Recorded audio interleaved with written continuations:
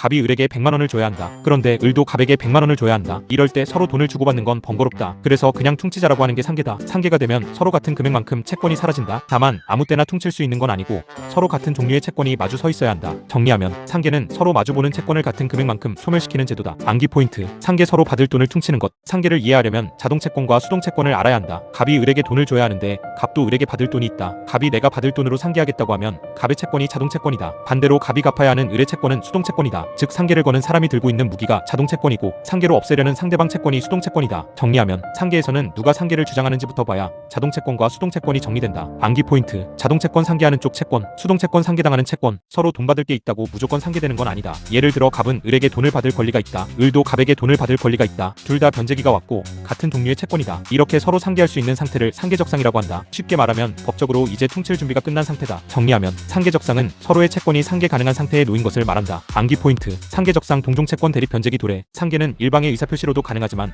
당사자들이 미리 약속할 수도 있다. 예를 들어 갑과 을이 나중에 서로 채권이 생기면 자동으로 퉁치자고 정할 수 있다. 이런 약정이 상계합의나 상계예약 문제다. 다만 약정이 있다고 해서 항상 모든 제3자에게 대항할 수 있는 건 아니다. 특히 채권양도나 압류가 끼면 복잡해진다. 정리하면 상계합의는 당사자 사이의 약정이지만 제3자가 끼면 효력이 제한될 수 있다. 암기 포인트. 상계합에 미리 퉁치자는 약속. 갑이 을에게 돈을 줘야 한다. 그런데 을이 그 채권을 병에게 넘겼다. 이제 병이 갑에게 돈을 달라고 한다. 갑은 나도 을에게 받을 돈이 있으니 상계하겠다고 주장한다. 이때 갑이 병에게 상계로 대항할 수 있는지가 문제된다. 핵심은 갑의 반대 채권이 언제 생겼는지다. 채권양도 통지 전에 이미 원인이 있었는지가 중요하다. 정리하면 채권양도 후 상계는 반대 채권의 발생 시기와 원인을 봐야 한다. 암기 포인트. 양도 후 상계 통지 전 원인 있었나? 을이 갑의 건물을 빌려 살았다. 임대차가 끝나면 갑은 보증금을 돌려줘야 한다. 그런데 갑은 을에게 받을 돈도 있다. 예를 들어 밀린 차임이나 원상복구비가 있다. 갑은 보증금에서 그 돈을 빼고 주고 싶다. 이때 임대차 보증금 반환 채권을 수동채권으로 한 상계가 문제된다. 다만 임대차가 아직 끝났는지 보증금 반환 채권의 변제기가 왔는지가 중요하다. 정리하면 보증금과 임대인의 반대 채권은 상계될 수 있지만 임대차 종료와 변제기를 확인해야 한다. 암기 포인트. 보증금 상계 임대차 종료 반환 채권 변제기. 임대차가 아직 계속 중이다. 그런데 임대인이 보증금을 미리 상계하겠다고 한다. 이건 조심해야 한다. 보증금 반환 채권은 보통 임대차가 종료하고 목적물을 반환한 뒤 문제가 된다. 임대차가 아직 끝나지 않았는데 보증금 반환 채권을 당장 상계 대상으로 삼기는 어렵다. 즉 보증금은 임대차 중에는 장래 반환될 돈에 가깝다. 정리하면 임대차가 계속 중이면 보증금 반환 채권이 아직 상계적상에 이르지 않았을 수 있다. 암기 포인트. 임대차 존속 중 보증금 상계 조심. 임대차가 끝났다. 을은 집을 비워줬고 갑은 보증금을 돌려줘야 한다. 그런데 을에게 밀린 월세가 있다. 이때 갑은 보증금 반환 채권과 밀린 월세 채권을 상계할 수 있다. 왜냐하면 임대차가 종료되면 보증금 반환 채권도 현실적인 반환 문제가 되기 때문이다. 다만 원상회복비나 손해배상 채권은 금액과 발생 여부를 따져야 한다. 정리하면 임대차 종료 후에는 보증금 반환 채권과 임대인의 반대 채권이 상계될 수 있다. 암기 포인트. 임대차 종료 후 보증금 상계 가능성 큼. 갑이 을에게 받을 채권이 있었는데 시효가 완성됐다. 그런데 을도 갑에게 돈을 청구한다. 갑은 이미 시효가 지난 자기 채권으로 상계할 수 있을까? 원칙적으로 시효 완성 채권은 행사하기 어렵다. 하지만 그 채권이 시효 완성 전에 이미 상계할 수 있는 상태였다면 예외적으로 상계가 가능할 수 있다. 이게 민법 제495조의 포인트다. 정리하면 시효 완성 채권도 완성 전에 상계적상이 있었다면 상계에 쓸 수 있다. 암기 포인트. 495조 시효 완성 전 상계적상이 있으면 상계 가능. 갑이 을에게 고의로 손해를 입혔다. 을은 갑에게 손해배상을 청구한다. 그런데 갑이 나도 을에게 받을 돈 있으니 상계하겠다고 한다. 이런 상계를 쉽게 허용하면 문제가 생긴다. 고의 불법행위 가해자가 돈으로 퉁치면서 책임을 피하는 결과가 될 수 있기 때문이다. 그래서 불법행위 손해배상 채권을 수동채권으로 하는 상계는 제한될 수 있다. 정리하면 고의 불법행위 손해배상 채권은 가해자의 일방적 상계로 소멸시키기 어렵다. 암기 포인트. 고의 불법행위 손배채권 상계 제한. 갑이 을에게 돈을 청구하는 소송을 냈다. 을은 맞다. 그런데 나도 받을 돈이 있으니 상계한다고 주장한다. 이게 상계항변이다. 상계항변은 단순히 나도 받을 돈이 있다 해서 끝나지 않는다. 자동채권이 존재하는지 변제기가 왔는지 상계금지 사유가 없는지를 모두 봐야 한다. 소송에서는 청구권 인정 후 상계항변을 검토하는 흐름이 깔끔하다. 정리하면 상계항변은 상대방 청구를 인정하더라도 내 반대 채권으로 소멸시킨다는 방어 방법이다. 암기 포인트. 상계항변 청구 인정 반대 채권으로 소멸. 갑이 을에게 돈을 줘야 한다. 그런데 을의 채권자가 갑에게 지급금지 명령을 보냈다. 이제 갑은 을에게 돈을 지급하면 안 된다. 그런데 그 후 갑이 을에 대한 반대 채권을 취득했다. 갑은 이 새 채권으로 상계할 수 있을까? 원칙적으로 지급금지 후 취득한 채권으로는 압류 채권자에게 상계로 대항하기 어렵다. 정리하면 압류 후 새로 취득한 반대 채권으로는 압류 채권자에게 상계 대항이 제한된다. 암기 포인트. 압류 후 취득 채권 상계 대항 제한. 상계 문제에서 자주 나오는 질문이 있다. 자동채권이 언제 생겼냐는 것이다. 예를 들어 갑이 을에게 받을 채권이 압류 전부터 있었는지 아니면 압류 후에 생겼는지가 중요하다. 압류 전부터 있던 채권이면 상계로 보호될 가능성이 커진다. 반대로 압류 후에 새로 생긴 채권이면 제한될 수 있다. 그래서 날짜 정리가 핵심이다. 정리하면 상계에서는 자동채권이 언제 발생했는지가 결론을 좌우한다. 암기 포인트. 상계 날짜 자동채권 발생 시점 먼저. 임차인 을이 월세를 밀렸다. 임대차가 끝나자 을은 보증금을 돌려달라고 한다. 임대인 갑은 갑은 밀린 월세를 보증금에서 빼고 주려고 한다. 이건 실무에서 아주 흔한 구조다. 보증금은 임대차에서 발생하는 채무를 담보하는 기능이 있기 때문이다. 따라서 미지급 차임은 보증금에서 공제되거나 상계될 수 있다. 정리하면 임대차 종료 후 미지급 차임은 보증금에서 공제될 수 있다. 암기 포인트. 보증금 차임 손해 담보 기능. 을이 갑에게 돈을 빌렸고 병이 보증했다. 갑이 병에게 보증 채무를 청구한다. 그런데 을은 갑에게 받을 반대 채권이 있다. 병은 주채무자 을의 채권으로 상계하겠다고 할 수 있을까? 보증인은 주채무자의 항변을 원용할 수 있는 경우가 있다. 상계권도 보증 채무를 방어하는 수단이 될 수 있다. 다만 주채무자가 실제로 상계할 수 있는 상태인지가 먼저다. 정리하면 보증인은 일정한 경우 주채무자의 상계권을 원용해 보증 채무를 방어할 수 있다. 암기 포인트. 보증인 방어 주채무자 상계권 원용 가능성. 단순 보증인은 연대 보증인보다 방어 수단이 많다. 예를 들어 갑이 바로 보증인 병에게 돈을 달라고 한다. 병은 먼저 주채무자 을에게 청구하라고 하거나 을의 재산부터 집행하라고 할 수 있다. 여기에 주채무자의 상계권까지 문제될 수 있다. 즉 보증인 사건에서는 상계만 보지 말고 최고 검색 항변권과 함께 검토해야 한다. 정리하면 단순 보증인은 상계권 원용뿐 아니라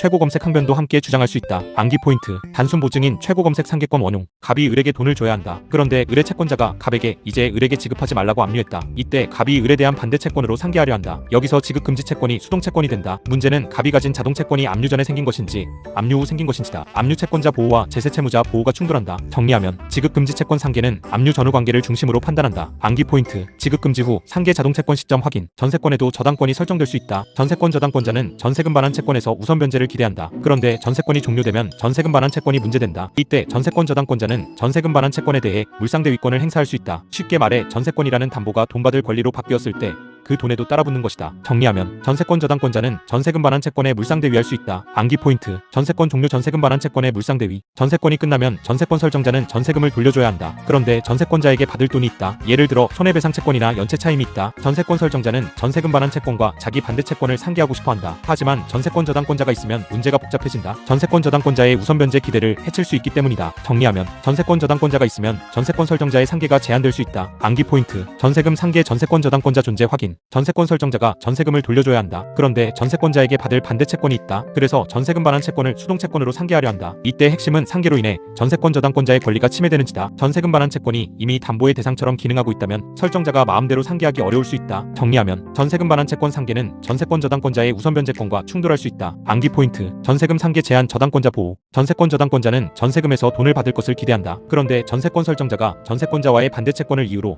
전세금을 상계해버리면 저당권자는 받을 돈이 줄어든다. 그래서 상계가 언제 허용되고 언제 제한되는지가 중요하다. 특히 저당권 설정 전에 이미 상계 원인이 있었는지 이후에 생긴 채권인지가 문제될 수 있다. 정리하면 전세권 저당권자가 있으면 상계의 허용 여부는 권리 발생 선후관계와 연결된다. 암기 포인트. 상계 vs 저당권자 선후관계 확인. 물상보증인은 남의 빚을 위해 자기 부동산을 담보로 제공한 사람이다. 그런데 물상보증인이 채권자에게 받을 돈도 있다. 채권자가 담보권을 실행하려 하자 물상보증인은 상계를 주장하고 싶다. 이때 물상보증인이 자신의 반대 채권으로 채권자의 청구를 막을 수 있는지가 문제된다. 핵심은 물상보증인이 채무자와 같은 지위인지 아니면 담보 제공자일 뿐인지다. 정리하면 물상보증인의 상계는 물상보증인의 지위와 자동채권의 귀속을 따져야 한다. 암기 포인트. 물상보증인 상계 채무자 아님주의. 병이 을의 빚을 대신 갚았다. 이제 병은 을에게 구상금 채권을 가진다. 그런데 을도 병에게 받을 돈이 있다. 이 경우 병과 을 사이에서 구상금 채권을 자동채권으로 상계할 수 있다. 다만 구상금 채권이 언제 발생했는지가 중요하다. 특히 압류나 양도가 끼어 있으면 발생 시점이 결론을 바꿀 수 있다. 정리하면 구상금 채권도 일반 채권처럼 상계에 사용될 수 있지만 발생 시점이 중요하다. 암기 포인트. 구상금 상계 발생 시점 확인. 채권이 양도되면 채무자에게 통지하거나 채무자가 승낙해야 한다. 이 통지가 오면 채무자는 이제 누구에게 갚아야 하는지를 알게 된다. 상계에서는 이 통지 시점이 중요하다. 통지 전에 이미 반대 채권이 있었는지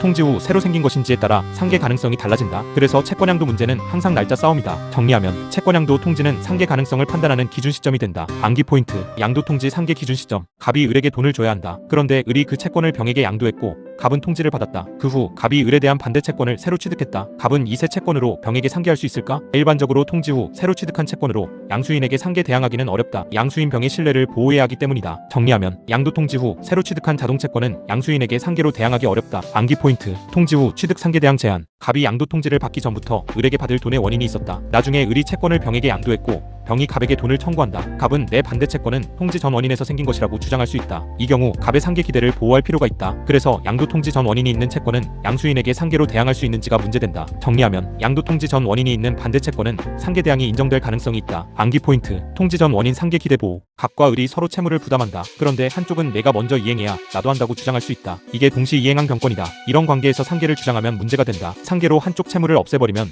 동시 이행 관계가 흔들릴 수 있기 때문이다. 그래서 두 채권이 서로 어떤 관계에 있는지 봐야 한다. 단순히 돈 받을 게 있다고 바로 상계하면 안 된다. 정리하면 동시 이행 관계에서는 상계가 상대방의 항변권을 침해하는지 검토해야 한다. 암기 포인트. 동시 이행 상계 항변권 침해 여부. 갑은 을에게 돈을 줘야 한다. 그런데 을의 채권자가 그 채권을 압류했다. 갑에게 이미 압류 전부터 을에 대한 반대 채권이 있었다면 어떨까? 이 경우 갑의 상계 기대를 보호할 필요가 있다. 압류가 있었다고 해서 이미 존재하던 상계 가능성을 모두 없애면 갑에게 불리하기 때문이다. 그래서 압류 전 채권인지가 중요하다. 정리하면 압류 전부터 존재한 반대 채권은 상계로 대항할 수 있는지가 핵심 쟁점이다. 암기 포인트. 498조 핵심 압류 전 채권 보호 가능성. 소송에서 법원이 이렇게 판단할 수 있다. 갑은 을에게 돈을 지급하라. 다만 을도 동시에 물건을 넘겨라. 이런 상환 이행 판결이 나오면 상계 문제가 복잡해진다. 왜냐하면 단순한 금전 채권만 있는 게 아니라 상대방의 이행과 맞물려 있기 때문이다. 이 상황에서 상계를 주장하려면 판결 내용, 동시 이행 관계, 상계적상을 함께 봐야 한다. 정리하면 상환 이행 판결 후 상계는 판결의 구조와 동시 이행 관계를 함께 검토해야 한다. 암기 포인트. 상환 이행 판결 내용, 상계적상 확인. 갑이 을의 병에 대한 채권을 압류했다. 그리고 병에게 추신금을 청구한다. 그런데 병이 일부만 변제했다. 이 경우 남은 추신금 채권이 얼마나 되는지,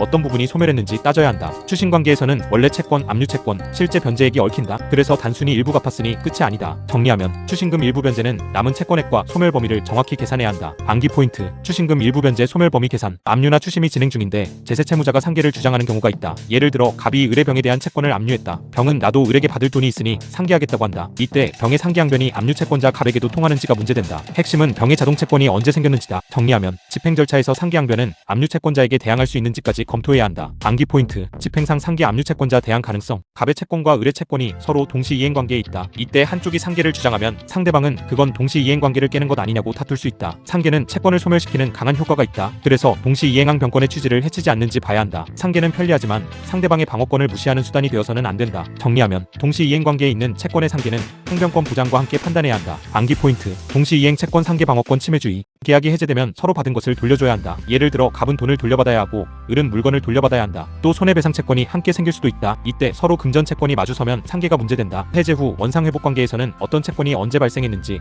변제기가 왔는지를 봐야 한다. 정리하면 계약 해제 후에는 원상회복 채권과 손해배상 채권 사이에서도 상계가 문제될 수 있다. 암기 포인트. 해제 후 상계 원상회복 채권 발생 확인. 갑이 을에게 돈을 지급해야 하는데 그 채권이 압류됐다. 그 후 갑이 을에게 받을 채권을 새로 취득했다. 갑은 이 채권으로 상계하고 싶어한다. 하지만 압류 후 발생한 자동 채권으로 상계하면 압류 채권자의 기대를 해칠 수 있다. 그래서 상계 대항이 제한될 수 있다. 정리하면 압류 후 새로 생긴 자동 채권은 압류 채권자에게 상계로 대항하기 어렵다. 암기 포인트. 압류 후 발생 상계 대항 위험. 갑이 을에게 공사대금을 줘야 한다. 그런데 갑은 을에게 구상금 채권도 가지고 있다. 갑은 공사대금에서 구상금을 상계하겠다고 한다. 이때 두 채권이 서로 상계적상에 있는지 봐야 한다. 특히 공사대금 채권에 동시 이행항변이나 하자 문제가 붙어 있으면 더 복잡해진다. 단순히 둘 다 돈 채권이라고 끝나는 게 아니다. 정리하면 공사대금과 구상금 상계는 채권 발생 원인과 항변권 존재를 함께 봐야 한다. 암기 포인트. 공사대금 상계하자 항변권 확인. 갑이 을의 병에 대한 채권을 전부명령으로 가져왔다. 그런데 실제로 을이 병에게 받을 채권이 생각보다 적거나 상계로 줄어들 수 있다. 전부명령이 있다고 해서 없는 채권까지 생기는 것은 아니다. 전부명령은 실제 존재하는 채권 범위에서 효력이 문제된다. 그래서 병이 상계항변을 할 수 있는지도 함께 따져야 한다. 정리하면 전부명령은 진정으로 존재하는 채권 범위에서만 의미가 있다. 암기 포인트. 전부명령 실제 채권 범위 확인. 건설공사에서 갑이 을에게 공사대금을 줘야 한다. 그런데 공사에 하자가 있다. 갑은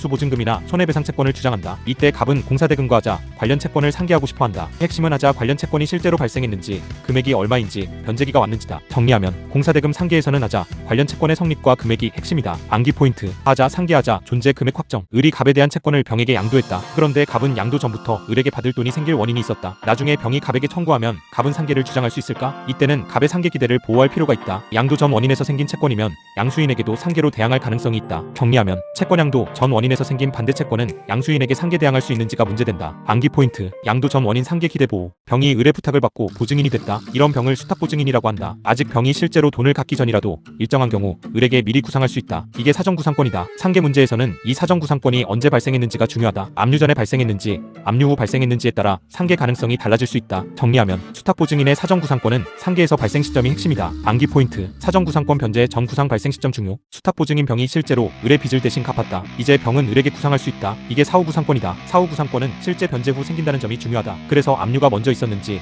병의 변제가 먼저 있었는지에 따라 상계 가능성이 달라진다. 정리하면 사후 구상권은 보증인이 실제로 변제한 뒤 발생하는 구상권이다. 암기 포인트. 사후 구상권 변제 후 발생. 상계 문제는 결국 시간표 싸움이다. 압류가 먼저인지 자동 채권 발생이 먼저인지가 중요하다. 예를 들어 자동 채권이 압류 전에 이미 발생했다면 상계 가능성이 커진다. 반대로 압류 후에 생겼다면 압류 채권자에게 대항하기 어려워진다. 그래서 답안에서는 날짜를 반드시 줄 세워야 한다. 정리하면 압류 사건의 상계는 자동 채권 발생 시점과 압류 시점을 비교해야 한다. 암기 포인트. 압류 상계 자동 채권 vs 압류 선후. 압류가 되면 제세 채무자는 애매한 위치에 선다. 예를 들어 갑이 을의 병에 대한 채권을 압류하면 병은 제세 채무자가 된다. 병은 을에게 돈을 줘도 안 되고 갑의 권리도 신경 써야 한다. 이때 병이 을에 대한 반대 채권으로 상계하려면 압류 채권자, 갑에게 대항할 수 있는지까지 봐야 한다. 정리하면 제세 채무자는 압류 후 상계할 때 압류 채권자와의 관계까지 고려해야 한다. 암기 포인트. 제세 채무자 아님, 압류 후 받는 사람. 지급 금지 명령을 받으면 제세 채무자는 채무자에게 돈을 지급하면 안 된다. 그런데 제세 채무자가 반대 채권을 가지고 있으면 상계를 주장하고 싶어진다. 이때 법은 압류 채권자의 이익과 제세 채무자의 상계 기대를 조정한다. 결국 핵심은 반대 채권이 지급 금지 전에 있었는지다. 정리하면 지급 금지 채권 상계는 제세 채무자의 상계 기대와 압류 채권자 보호의 충돌이다. 암기 포인트. 지급 금지 상계 압류 전 기대 보호. 전부 명령이 내려지면 압류 채권자가 채무자의 채권을 넘겨받는다. 하지만 넘겨받는 범위는 실제 채권액과 전부 명령의 범위에 따라 정해진다. 만약 제세 채무자가 상계할 수 있는 반대 채권을 가지고 있다면 전부 명령으로 이전되는 금액도 줄어들 수 있다. 그래서 전부 명령에서는 채권액,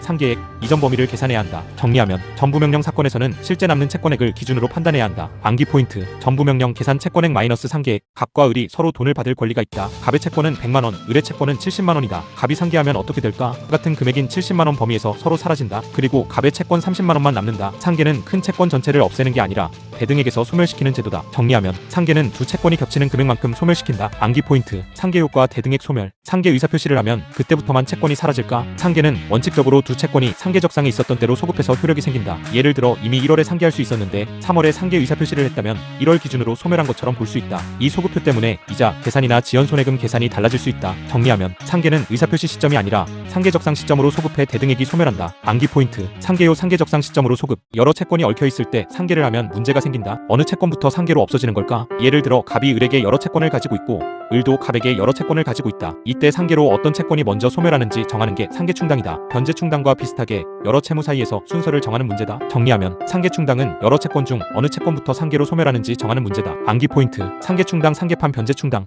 상계를 하려면 먼저 금액을 알아야 한다. 갑의 자동 채권이 얼마인지, 을의 수동 채권이 얼마인지 계산해야 한다. 원금만 볼 게 아니라 이자, 지연손해금, 비용까지 문제될 수 있다. 금액 산정이 틀리면 상계 후 남는 금액도 전부 틀어진다. 그래서 상계 문제는 법리 다음의 계산이 중요하다. 정리하면 상계에서는 자동 채권과 수동 채권의 정확한 금액 산정이 필요하다. 암기 포인트. 상계 계산 자동 채권액 vs 수동 채권액. 소멸 시효가 완성된 채권도 상계에 쓸 수 있는 경우가 있다. 그 채권이 시효 완성 전에 이미 상계할 수 있는 상태였다면 가능하다. 그런데 여러 채권이 섞이면 어떤 채권이 먼저 상계되는지 정해야 한다. 이때 제495조와 상계 충당 문제가 연결된다. 정리하면 시효 완성 채권이 여러 채권 사이에서 상계될 때는 상계 충당까지 함께 봐야 한다. 암기 포인트. 495조 충당 시효 완성 전 상계 적상 확인. 변제 충당에서는 비용, 이자, 원본 순서가 중요하다. 상계에서도 여러 채권이 얽히면 이 충당 규정이 유추될 수 있다. 예를 들어 원금과 이자가 함께 있는 채권을 상계할 때 어느 부분부터 소멸하는지가 문제된다. 이때 비용, 이자, 원본 순서가 등장할 수 있다. 정리하면 상계 충당에서도 비용, 이자, 원본 순서가 문제될 수 있다. 암기 포인트. 479조 순서 비용, 이자, 원본. 여러 채무가 있을 때 변제 충당 순서를 정하는 규정이 있다. 상계에서도 여러 채권이 있으면 비슷한 문제가 생긴다. 갑과 을 사이에 채권이 여러 개 있고 상계할 금액이 전부를 없애기에는 부족하다면 어느 채권부터 없어질까? 이때 법정 충당의 사고방식이 활용된다. 정리하면 상계 충당은 여러 채권 중 어느 채권을 먼저 소멸시킬지 정하는 문제다. 암기 포인트. 477조 사고 여러 채무 중 순서 정하기. 갑과 을이 계약하면서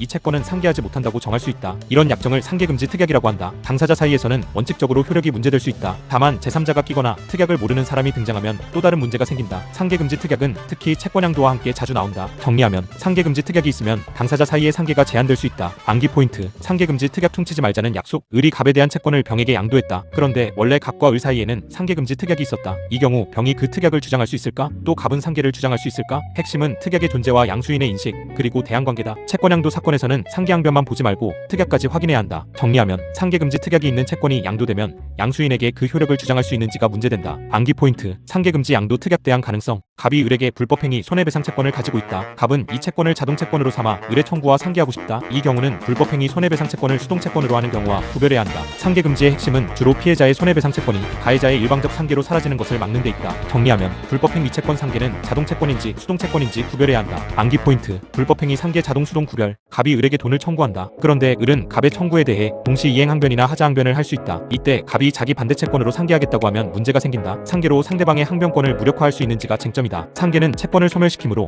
항변권이 붙은 채권인지 반드시 확인해야 한다. 정리하면 수동채권에 항변권이 붙어있으면 상계 가능성을 신중하게 봐야 한다. 암기 포인트. 상계 전 확인 수동채권 항변권. 갑이 상계를 주장한다. 그런데 갑의 자동채권 자체에 문제가 있다. 예를 들어 을이 그 채권에 대해 동시 이행항변이나 하자항변을 할 수 있다. 이런 채권을 자동채권으로 상계할 수 있을까? 자동채권은 상계를 거는 무기다. 그 무기가 아직 완전히 행사 가능한 상태인지 봐야 한다. 정리하면 자동채권에 항변권이 붙어있으면 상계적상이 인정되는지 문제된다. 암기 포인트. 자동채권 바로 행사 가능한 채권이어야 함. 갑의 채권은 아직 변제기가 오지 않았다. 그런데 갑이 그 채권으로 상계하겠다고 한다. 가능할까? 상계는 원칙적으로 자동채권의 변제기가 도래해야 가능하다. 아직 받을 때가 안 된 채권으로 상대방 채권을 없애는 건 부당할 수 있다. 반대로 수동채권의 기한은 채무자가 이익을 포기할 수 있는지와 연결된다. 정리하면 상계에서는 특히 자동채권의 변제기가 왔는지 확인해야 한다. 암기 포인트. 상계적상 자동채권 변제기 도래 중요. 갑의 채권에 조건이 붙어있다. 예를 들어 어떤 일이 생기면 돈을 받는다는 채권이다. 아직 그 조건이 성취되지 않았다면 갑은 확정적으로 돈을 받을 수 없다. 이런 채권으로 상계할 수 있을까? 일반적으로 조건이 성취되어 채권이 현실화되어야 상계가 가능하다. 아직 불확실한 채권으로 상대방 채권을 없애기는 어렵다. 정리하면 조건부채권은 조건 성취 전에는 상계적상이 인정되기 어렵다. 암기 포인트. 조건부채권 상계 조건 성취 필요. 앞으로 생길 채권을 가지고 지금 상계할 수 있을까? 예를 들어 갑이 나중에 을에게 받을 돈이 생길 예정이니까